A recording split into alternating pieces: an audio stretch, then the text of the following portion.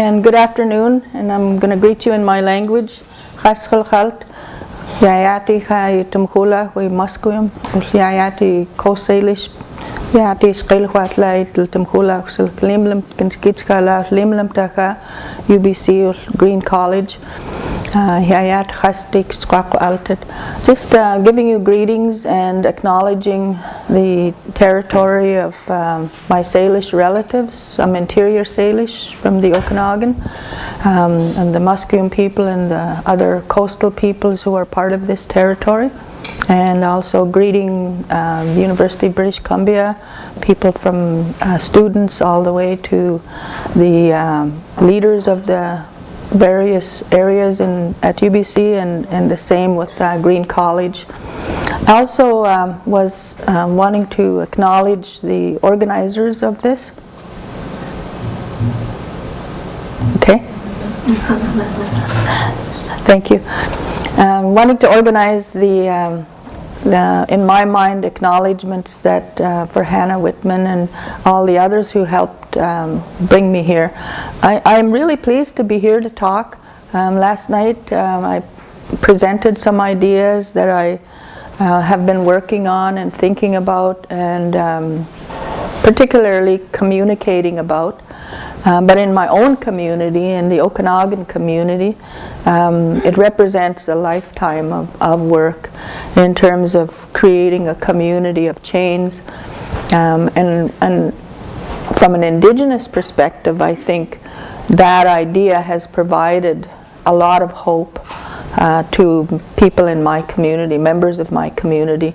Particularly, it has created a real need for young people to enter into the academic area to look at some of these questions and inquire on different approaches as to how they may institute change in their own community. So that's the area that's the foundation and the origin and the area that I speak from, is from the work in my own community.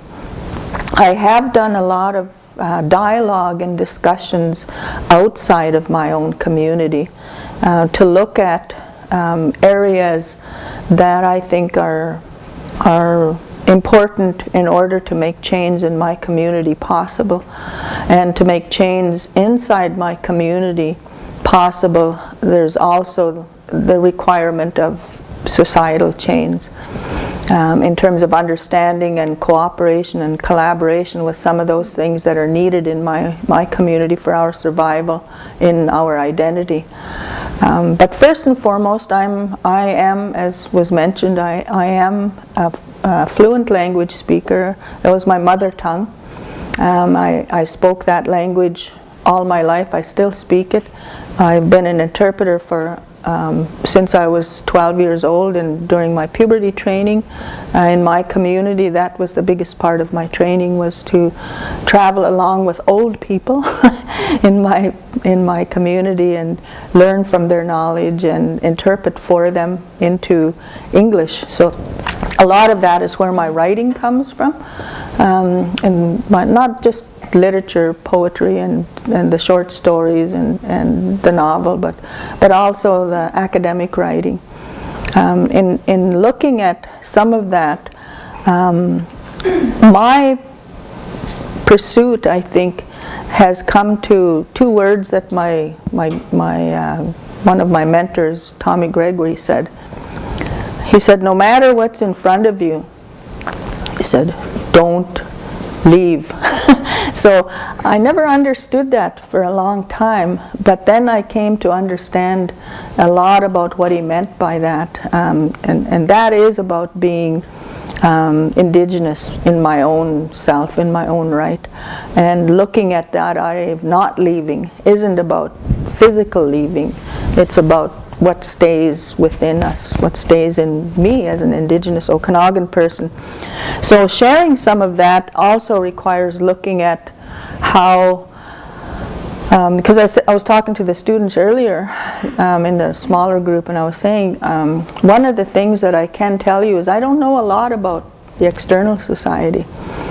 I know more about my society, and I went out to find that information. I went out to understand what's wrong out there, what's going on, and why is it that, you know, these things have so affected my people, and what needs to be changed out there, because if it can't be changed, it's going to continue to affect my people to be who we are within our knowledge system. So that's a big part of my journey, and what leads me to share my thoughts in this way. And if I offend anybody, I apologize for that, but it's all in my estimation a part of the dialogue, a part of the discussion, and a part of how we try to figure out and place the things that we need to come together on.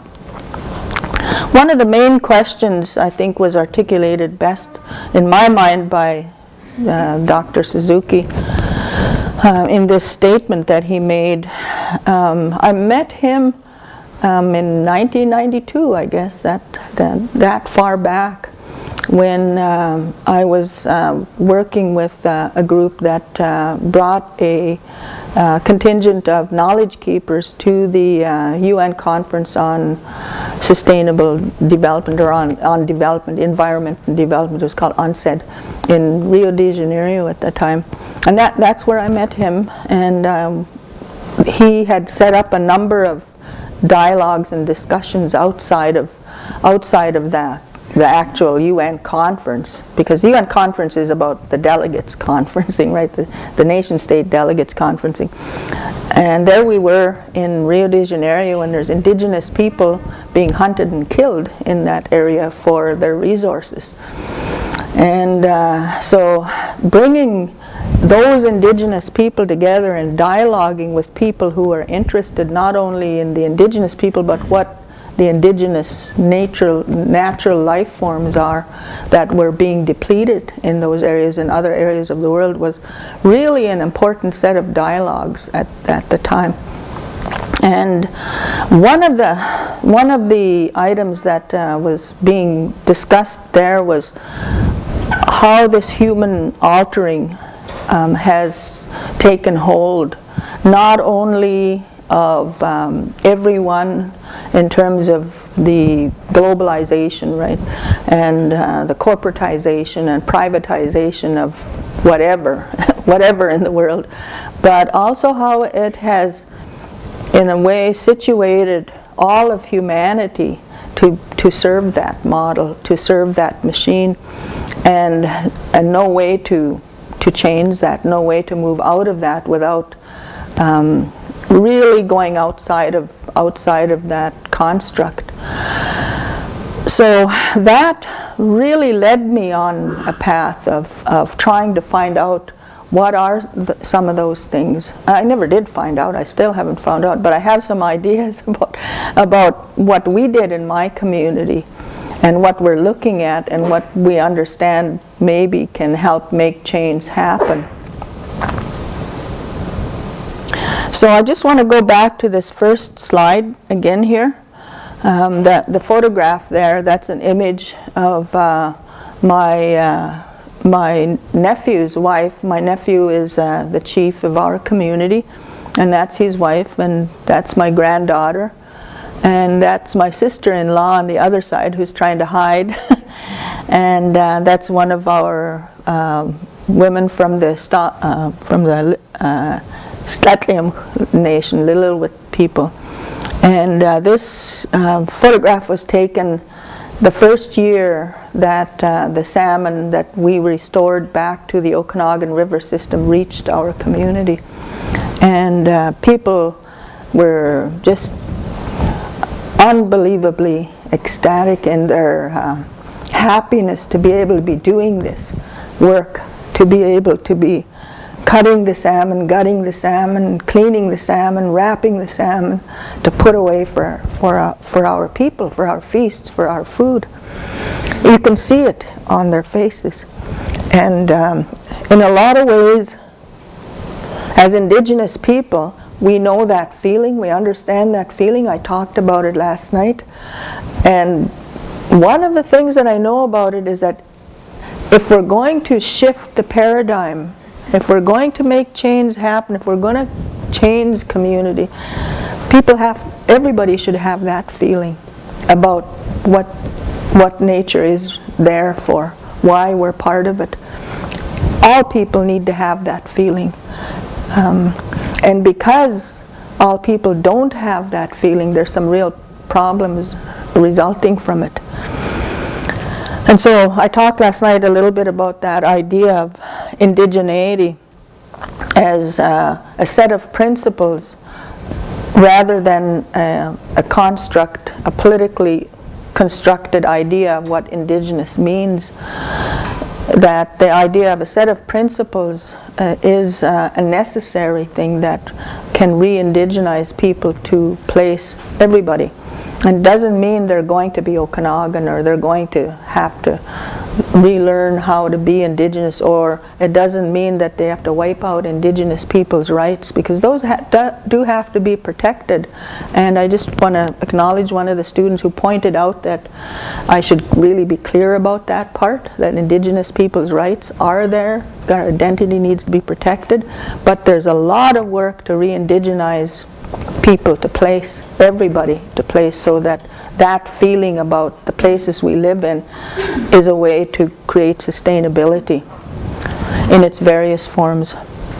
So this some bad news.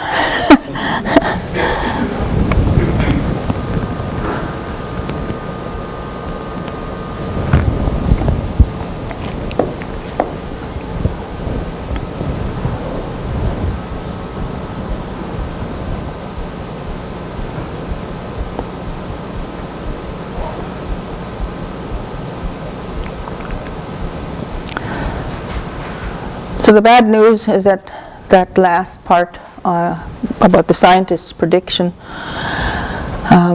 what we're facing in the next 50 years. This was these statistics were 2015, so they're about 3 years old, and it was at the time when the huge fires and huge drought in California, and I mean those fires are still happening, but it was such a long drought, and they had a map of showing the global temperature change over this western part of North America, and how severe that was, and how it was not being played out in terms of the overall effect of that through the whole of the coastal area, right from Mexico all the way to Alaska, and what it has done and what it has changed just in that short period.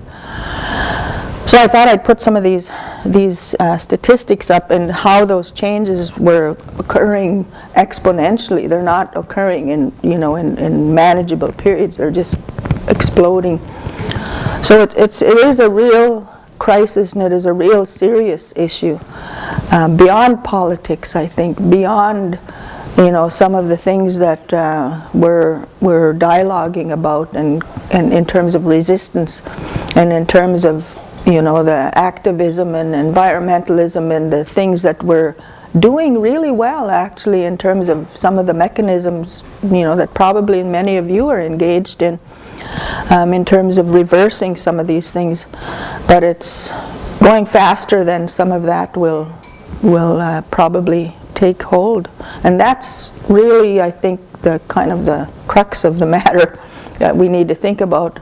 So societal change is really necessary, because we're all locked into this landscape of having to do what we do every day. The idea of making that connection of our living, and people are making that connection on an individual level, but last night I wanted to look at, in terms of hope, providing a mechanism of hope, or even the idea of hope, has a lot to do not just with understanding what those effects are, like recognizing the data about poverty, the data, world poverty, right? Those poverty issues, or Canadian poverty, or even British Columbia poverty, or Indigenous poverty, or whatever, right? Low income. Housing is a big one here in Vancouver, I understand, and that has to do with poverty, right? poverty issues, health issues, injustice issues are all connected together. But if we make that connection, it's hard to make that connection directly to climate change, because we can say, well, it's a policy the provincial government needs to fix or mend or increase or change in some way. And we can focus on our activism on that, right? We can focus on how we actively make that change to change housing conditions, or change access to health, or change access to law, or indigenous rights to stop a dam, or whatever, right? So we end up putting out or increasing or enhancing some of these areas, but it doesn't change what's happening worldwide to globe. We have to depend on our UN leaders, or our policymakers, to make those changes happen, to negotiate those changes. Even one word on the floor of the UN can be negotiated for 2 years. That's what I found out. But it's really, in looking at that, the basis of some of the questions I think that we need to look at as scholars, as researchers, as students, and as people of conscience. And I understand that's what this Green College idea is about, and this talk series is about, in terms of looking at hope from that perspective. This is a term I really like, Techno-Utopianism. I went to a teach-in that was organized by gerrymander, the case against the global economy, and an argument for the local, right? Which written way back a couple of decades, I guess. But anyway, this Techno-Utopianism teach-in that I went to, which was organized and brought together a lot of different thinkers to look at that idea of making that connection between what our preferences are in this modern world, in the modern context, and looking at it in terms of our belief of a utopia that technology is the answer to everything. We can create really good technologies for medicine, and really good technologies for communication, really good technologies for agriculture even. We can create foods, right? Technologically, anything is possible. We can find other places, other worlds even, to bring our people to if we use up everything here. And so there's all of that. It's in a way that idea of reaching the utopian ideal that technology promises us, and but it creates this belief in an economic framework and security in an economic framework that allows that belief to be assertively protected in every way possible.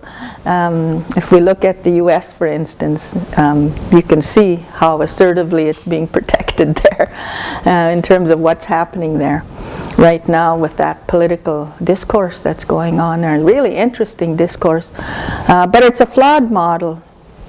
And as Herman Daly mentioned in his analysis of that, looking at that as I think he was called a green economist, how that it's sourced, that idea of technologies, this thing, right? This is a major power on all of us, a major influence, a major God, right? And in that utopia, right? So but it's sourced continually by depletions in terms of how we have to take over natural areas in different ways that fuels this dependency. And looking at production and consumption from that side, and he uses the term renewable and non-renewables, and that's where the whole idea of offsets, right, came into being, that whole idea of if you're going to use non-renewables over here for whether it's gas or oil or whatever, and you're going to suck that up and use it, then you have to offset what it's doing and harming to the universe in terms of carbon by putting money into, you know, other ways of sequestering carbon and other ways of encouraging carbon production. So that idea of looking at it in terms of an influence as a societal mechanism that's kind of structured into our lives every day. In relation to that utopianism, we're looking at people wanting new things, people consuming new things, and that consumer ethic feeding that machine all the time. It's not that my oldest grandson needs the iPhone 10 or whatever's new is coming out, but the idea that he needs it, that he wants it, everybody else has it, and there's a reason to have to sacrifice a number of things in order to get that, is real. That's a very, very real desire, and it's very powerful, and but it's normalized into how we define our modern lifestyles, how we define our identities, how we define our cultures, and so on. And it safeguards the belief that that's prosperity. We're wealthy if we have these things. We're wealthy if we're depleting everything on the earth to produce this, right? That idea of the idea of what wealth is has really a lot to do with that idea of techno-utopianism. So I think about that term, and I think about that teaching and all the people I listened to and talked to during that time, and I think I wanted to share a little bit of that idea as a part of what we want to get to in terms of hope. I showed this slide last night, but some of you might not have been there last night. This slide is all of those tribal peoples in 2014. Oh, this one might have been taken in 2015. The signing of the Buffalo Treaty that was signed in Montana by all these tribal peoples on both sides of the border, from Alberta and Saskatchewan and Montana and South Dakota, and now in Idaho. Some signers in Idaho, and there will be also signers in Washington State and in British Columbia to this treaty in the next year coming up. And so one of the real reasons, what's happening here, I'll go back. It's moved, it's on its own. And so I must be getting close to the zero. Yeah, there we are. And so one of the reasons for that is that I think it's really incredibly important for us to think about the world and the nature itself, and how people as communities can not only re-indigenize those places in terms of the actual living life forms that are there, but the customs that are related to things that provide wealth to us in terms of our happiness and our comfort and our psychological health as people, as communities. That part, I think, is really where the hope is in terms of some of these larger collaborations. And I'm just going to move to the next one that it wants me to move to. I introduced this one, so I'm not going to spend a lot of time on it. This is a huge undertaking on the Columbia River system, and the part in Canada is the part that I happen to be from, the Okanagan.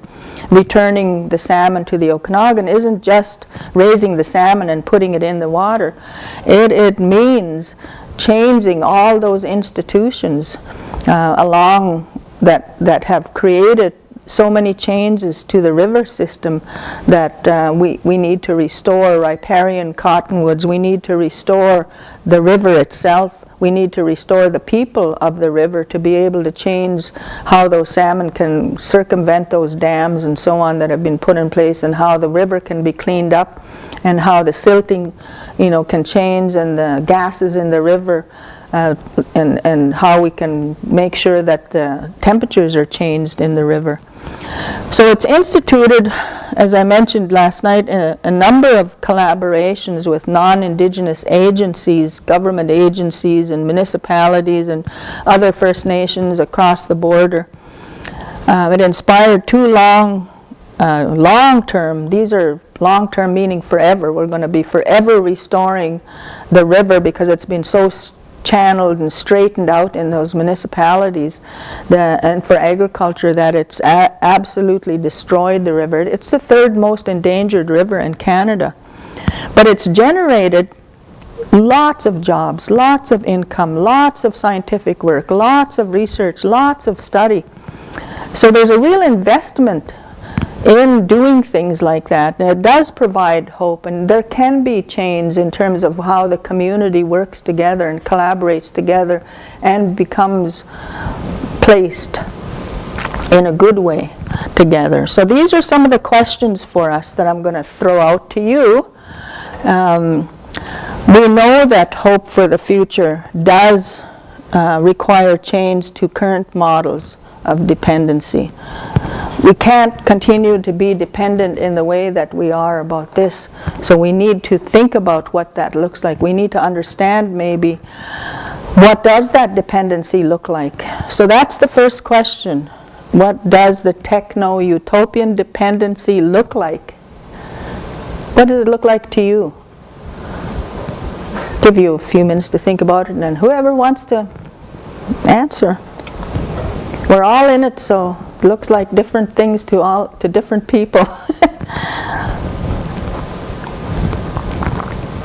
And you can answer by providing your thoughts, or you can answer by asking another question if you like, which somebody else can answer.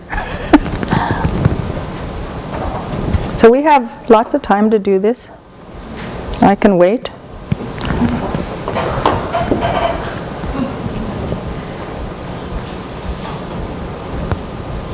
Yeah, go ahead. One aspect of techno-dependency that I'm struck by, having moved from the Okanagan region to Vancouver, is how can we awaken people to the fact that all food does not come from supermarkets, and that we need to build the sources of food to be healthy and available. Yeah, I think that's a real good lesson in dependency that in my community is a real one. We were just I was talking with some of the students, or I might have been talking with Kai earlier about how in my own community sometimes the access to hunting or the access to good food that's out there that we're harvesting, young people don't want to go out. They don't want to go out because it takes time away from their games. It takes time away from their friends who are gaming, and that's all they talk about, or whatever music or whatever entertainment they have. So that's, I think, a really, really good question, and I think one of the not answers, because I don't have an answer for that. It's still happening in my community. If I had an answer, it wouldn't be there. But in terms of looking at some models like the Center for Eco-Literacy, which is looking at whole school chains and how schooling, education for children needs to connect them to things that give them joy internally, that change their relationship and their connection to not only nature but to the foods that are being produced. There's some really good models if you want to look up some of the projects that they've undertaken. So I've done a lot of work with them, and some of the projects are just incredible. Okay. I also wonder to what extent dependency is like a hamster wheel that you just can't get off of, because now even a lot of young people will turn to like the Elon Musk or the Steve Jobs and like these messiahs and hope that someone will come up with like a technological answer for climate change. Go with it like so tough, or even tougher than it already is. And so I wonder if it's like how we, I guess your last question is like how do you shift the paradigm? But at this point, I just think we're so hooked on these phones and like so many different forms of technology. So I'm hoping that same dependency will sort of ride it out and get out of climate change too. Yeah, that's the crux of the matter, a big one in terms of techno-utopianism. That's being debated at much higher other levels than we're talking about it here, in terms of looking at those kinds of technological answers. And it's the reason I go and listen in at that conference called Pioneers, because that's principally what they're looking at on the one hand, in terms of looking at engineered ways of maintaining something, right? and I like going there and listening, because I hear all these from one end of the spectrum to the other in terms of solutions. Some of them are technological and some of them are natural, right? And I guess maybe that's where the balance needs to be thought about. I was talking to this, I can't remember his name, but the person who wrote Do No Harm, right, he was saying that if you're looking at it as a balance, then the question might be, if the technology does no harm to nature and community and people, does that balance out the ability to maintain it and use it to balance off, like the offsets, right? To offset some of the damaging effects. And I think, yes, it does. Those are solutions that are there, but we have to be knowledgeable and cognizant about what it takes to produce those same technologies. What is the footprint, right, that those same technologies create? Is the footprint producing them bigger than the footprint of using them, right? That's a question. Anyway, we're going to, unless somebody else has, go ahead. I actually have a question for you, Jeannette. So in the middle of your talk, you pointed to, I guess, a moment of hope in recognizing that sustainability, or prosperity rather, isn't necessarily tied to our material resources and our use of them, right? Mm-hmm. So just that recognition that techno-utopian dependency is not the only way to a kind of notion of prosperity. So we can find hope in that concept, and then you brought up the two examples, or maybe more, the Bison Treaty and the sound restoration. Mm-hmm. And I wonder whether those kind of local scale hopes in terms of how on the ground we can change the way that things happen. Mm-hmm. But I imagine that in those places, people are still living lives that are fundamentally still kind of rooted in a techno-utopian, right? They're still locked to their devices and still using lots mm-hmm. of material resources mm-hmm. that are just exported mm-hmm. or relying on imports from elsewhere. Mm-hmm. And I just wonder, do those two connect? Is there a moment in those local scale solutions mm-hmm. of a closer connection to the land that then help to get people out of that notion of a techno-utopian dependency? I think that's a really good question. Dr. Leroy Littlebear was visiting our community the week before last. He's the kind of originator of that the Bison Treaty. One of the things he said there was really, I think really resonated with me and my community members that wanted to hear him talk about how that project started. Because we know how our project with the Okanagan Nation, Okanagan sockeye salmon reintroduction, restoration program took place. We wanted to hear how they did. And it was essentially the same way. And we also talked with Winona LaDuke in the restoration of sturgeon, over in the Great Lakes system. One of the igniting factors was the hope in our community based on what that bison really meant to them. It wasn't just the food resource or the economic resource that it represented to them, that it was something much more tangible in terms of the need for the community to be together as a community sourced by something that was of value to them, and that the wealth that the bison represents to them represents that value. So it's not economic value or even food value, although those are parts of it, but it's more the communal value that you could maybe say is spirituality, but it isn't about religion.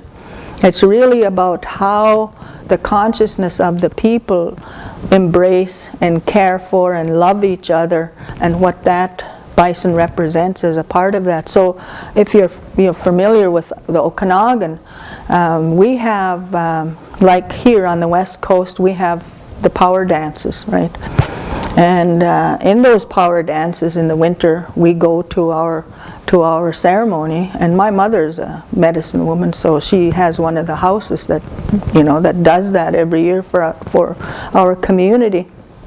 And we go there every year to distribute that wealth to our community members. And it's not the blankets you give away or the crafts that your people make and gather, your relatives gather all year. And mind you, we work hard all year so that giveaway can happen. It's not about that, but about the wealth of that understanding that we're gifted with all these things because we're community, and that we can reciprocate that gift by gifting to the people around us, the dear ones around us. And so when you go to those places like the Longhouse here, they address you as dear ones. In the language, what that means is, we will defend your life. We will feed you, we will shelter you, we will clothe you. You will not go hungry, you will not go without when you're in my house. That's the wealth of a people. That's the wealth that we need. That idea, that wealth of who we are and how precious we are is really needed. I don't know if that answers the question, but that's the idea of how, if we're going to unpack it, the questions of how do we do that in our community without actually doing it, right? Without creating projects in which, and programs and events in which we actually do that. So the houses that do that are continuing that wealth, are maintaining that wealth, are increasing that wealth. So there was this lady, I went to a conference in Texas called the gift economy, right? She had this same idea about what a gift economy might look like, in terms of everyone were gifting, then everyone would be wealthy instead of taking, right? And so, I don't know, those are just ideas, but it's a good question. Let's go on to the next question. Oh, sorry, go ahead. Yeah. I was just wondering, in terms of all the work that we talked about and the concept of indigeneity yesterday and more of the climate change, that it kind of revolves again to this connection to land and reconnecting to land, and how we could, like, asking you recommendations, so how can we move from a conceptual level, because this is kind of becoming very widespread, this connection to land, but we're still, I think, stuck on a conceptual level of what it is. Mm-hmm. So how can we move from a conceptual level to really do on a daily basis, try to break through this dichotomy between culture and nature, mm-hmm. and really start to move from here to here to realize mm-hmm. that we are all connected, yeah. We are part of nature, and we are nature in that sense. Mm-hmm. How can we do little things that will help us in that path? Yeah.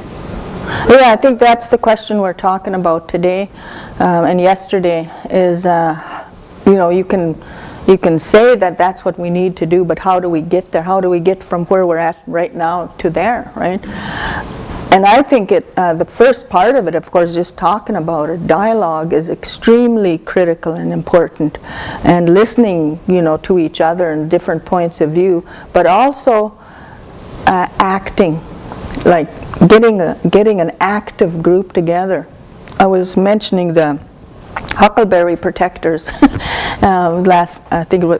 I mention that last night? I think, yeah, the group of women that went to our chief's annual general meeting, and they were putting a resolution on the floor, because it's kind of a government thing, about protecting the huckleberries that are being just raped off the top of the mountains by these commercial huckleberry harvesters, because there's no licensing or no management of huckleberries, and they're being flown across the border and sold in, in all these different places that make huckleberry jam and huckleberry candy and huckleberry syrup and whatever, and so it's being really commercialized. So that question came up as, okay, for us as women that go out there to pick huckleberries every year, we go hundreds of miles, we spend money, many of our community members, we have to pool our money to go to those places and stay there and camp, and and a lot of places we get kicked out of, and we get told you can't be here, no trespassing, this is, even though it's unceded territory, there's all those signs. And one of the things that the women said is, well, one of the things we're going to do, which the government is not doing, and which our chiefs don't know how to figure out other than to, to try to help mobilize us, is that we have to act. What are we going to do, right? So we called a group of women together and said, what are we going to do? So that's the process we're in right now. It's not what petition are we going to write, it's what are we going to actually do, right? The doing of things, I think, is really important. Once you know, you have to act. And once you act, it changes things in different ways, right? But it brings consciousness either way. Okay, let's do the next question, or the next two questions maybe together. Just cognizant of the time. So, ecological sustainability. One of the things about, the discussion, where it ends is, well, we're going to do this because it means X number of jobs and people need jobs. And all those people then are standing on the line across from you, right? And they're saying, we got to let that project go through because there's more of us that's going to benefit by these jobs. We're working people, and it is absolutely true. They're working people. They have very little income. They don't own anything usually. They're going from one job to another. They're trying to feed their family. They're trying to provide an education for their family that'll take them out of that poverty line. They're doing their best. Those are pitted against guess who? Right? That's really the question in terms of sustainability. If that model somehow can be understood, and working people and the transnational corporate body that the growth economy depends on to make huge amounts of wealth that doesn't go back to the working people, the people that are actually doing the work of that project. There's a huge imbalance there. There's a model that I looked at in terms of how that statistically looks, and it's mind-blowing. Anyway, so I wanted to ask that question. What does it mean for working everyday people in your mind? Do you have any thoughts about it? Do you have any questions about it, or comments, or even answers?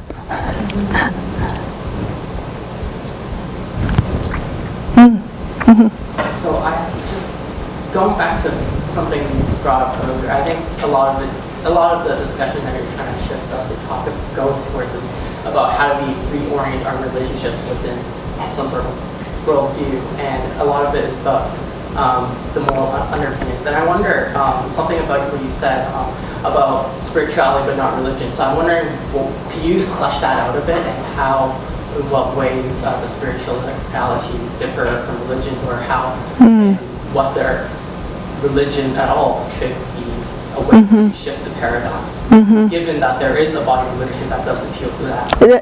Yeah. Oh, I wish I had an answer. Maybe some of you might think about what that idea of spirituality might be. I think it has, for me, I can't speak for Indigenous people because indigenous people are different in every form that you can think of. There's a whole diversity of different ways of understanding spirituality from each of them. So I'm not speaking for any other indigenous group other than the Okinawans, and I always only speak from the Okanagan perspective. The idea of spirituality for me is really clearly differentiated from religion. And I think about the idea of religion as a belief. In other words, faith that there's going to be something after we die. And then there's certain things we have to do to make sure that we have a better thing there after we die. And I think in some ways it talks about how we do better things in our lives, right? Based on those rules related to what we believe in. So it's a set of rules in a way that govern the religious practice, whether they're rituals or ceremonies or whether they're self-practice. Whereas I don't think about spirituality that way.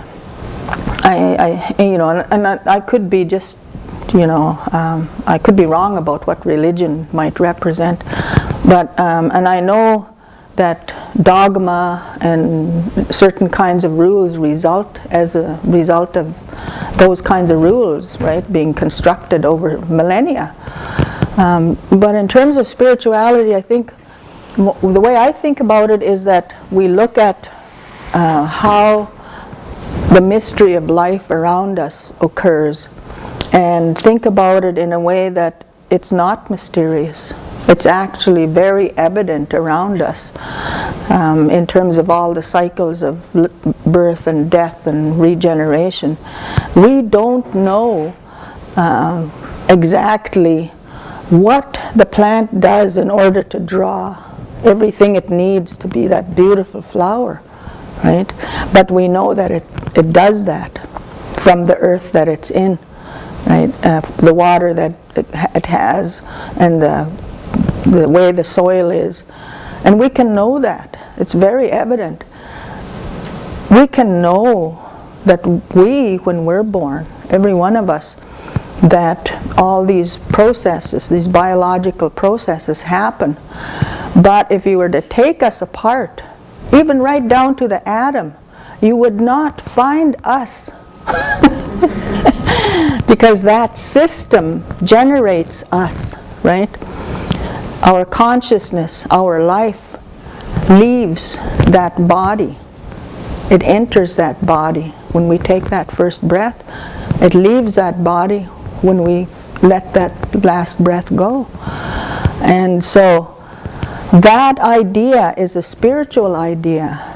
Now, whether we attribute that idea to this or to that, it's still a spiritual idea, meaning that there's a part of that understanding of us, our consciousness,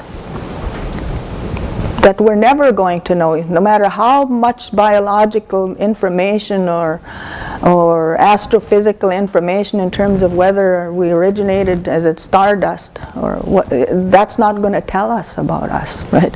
So that, in my mind, is what spirituality is about, is understanding that the systems generate something much more than the physical things that they are. And science is having a difficult time with that, in terms of looking at those two together. And there was a separation in science about that part. And it has in many ways created some real problems in my estimation. Anyway, I'll leave it at that. Okay. We'll go to the last one, solutions, and then we're going to end, right? Because we're about 5 minutes before ending. We're going to wrap up. Yeah. Okay, solutions. What do you think you should do? Not what I should do or what my answers are, but what do you think you should do? Mm-hmm. I had a thought that kind of ties back to the sustainability as well, about how we incorporate ideas of sustainability and growth, or not.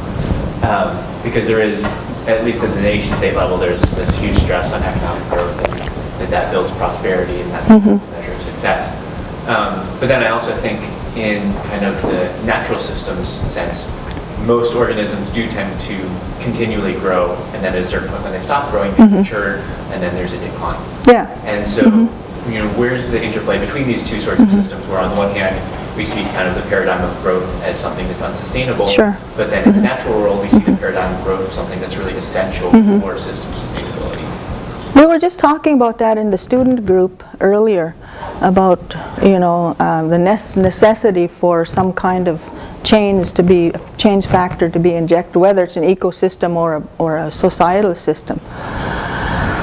And that is us as indigenous people, I think, and that is also the climate change that's making that possible and happening.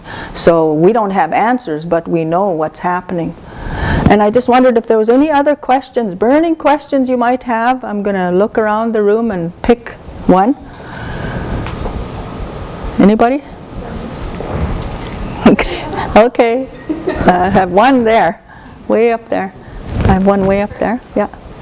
So I just wonder how you think about technology in an Indigenous framework. I mean, historians of technology have thought about it as a web of human practices and something that reflects our beliefs. So I'm just wondering how you think about it, because most of the examples you have used are kind of, you know, negative impacts of technology. So how do you think about it in an Indigenous framework? Yeah, I think one of the things that, for me, I think that paradigm of the balancing between what is tradition or what is, you know, tried and true methods and change that's needed to enter a system like a pyroclastic change, right? The fire that's there right now amongst us, that's happening, and violence is happening amongst us as a society, right? That balancing between the two happens, like he just mentioned how it happens in an ecosystem, right? But that's the same in society. I don't see what's happening in the world as necessarily it's destructive and it's violent, but I think it's healthy. It's a part of a system change, right? That's going to have to happen very quickly, and will probably happen much quicker than we can predict in terms of society's reaction to it. And so technology, I think, in many ways is one thing useful about this here is that it's making that change much faster and much quicker in terms of the kind of change that's actually occurring. We're not on top of what that change is and what it looks like, but it's very, very, very powerful and very quick. Social media is like this across the country. And be aware of that in terms of revolution, in terms of change. Okay? So does that help? I saw other hands up here somewhere. Did you have your hand up? She had hers up and she had hers up. Go ahead. Go ahead. Yesterday you said that why do we need Indigenous people? Or why do we need to be Indigenous? And being Indigenous myself, and speaking with the other Indigenous people who were there, we took it to mean that you were done with being Indigenous and you were going to invite our colonizers in to be Indigenous with us. Can you elaborate on that? Are you calling for the ending of tribes and peoples, or I mean, what's going on with your thinking there? How are we going to save our knowledge and the way we do things that help our place, which is what we're talking about a lot, if we don't have, if we're not Indigenous, if we don't have that knowledge? I think that's really, really a good question for today in terms of actions and work. That's one of the reasons I picked out those two projects, because there's a lot of non-Indigenous projects that are equally hopeful, but I picked those two Indigenous ones because they're Indigenous led, based on Indigenous knowledge and spirituality and understanding how our ancient agreements with each other maintained and sustained us so that we could work things out together and didn't have to go to war. All the Salishan peoples had those protocols among us. That's really an important and valuable way of doing things that needs to be protected, that needs to be preserved by all costs, because those are where some of the answers are going to be. And so our tribal units, whatever they're constructed at in terms of where they're at, needs to have allies, needs to have protectors, and needs allies that work with them, not speak for them, not try to interfere and change what they need to do, but to try to understand. And so that comment I made was about re-indigenizing the planet in terms of indigenous principles, not in any way, shape, or form saying we don't need indigenous peoples. We absolutely need indigenous tribes to be able to inform that change, to be able to assist with that change and lead that change. And there's many good dialogues about that. A lot of the people that I'm drawing from are speaking from that context, particularly John Mohawk, who's passed away now, was the person that I focus on. But I just wanted to point to this picture here. Do any of you know where that's at? Yeah. Okay, that's Standing Rock. It's Water is Life, and that's the Oceti-Sakowin camp. We went there in December last year. A number of us from Okanagan College went down, Okanagan University College, and from UBC Okanagan, we went down there to see what was happening. My interest in it was who is all there? Who is all there standing, right? And I think that really moved me in terms of the fact that there were people from every walk of life, every color, and every situation that found their way there, from every part of the world, found their way there to stand there. So that told me something about the readiness for change. Just as I think most of you are ready for that change. We were coming back from there and we stopped in at a restaurant, and this waitress was serving us somewhere in this end of Montana. She was serving us, and she said, "Where did you come from? It's blizzarding." And it was just white out, and we said, "Oh, we just lucky we left from Standing Rock last night, because we would be stuck there all winter, right?" And so she was saying, "Oh, you were at Standing Rock?" We said, "Yeah." She goes, "Yeah," she said, "I don't make very much money," she said, "but I've been collecting what I can to send over there." That tells you something about where changes need to happen and how they can happen, and why we're not moving on that kind of understanding. What I saw as a possibility. It's not so much about what they were doing or able to do there, because for those Standing Rock people, the Lakota people, they're strong in their culture. They're really, really powerful in their culture.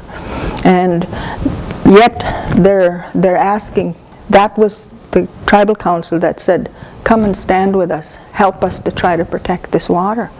You know, so people did. They responded to that. So anyway, I wanted to leave you with that picture and tell you I really enjoyed being here, and we're probably over time. Thank you.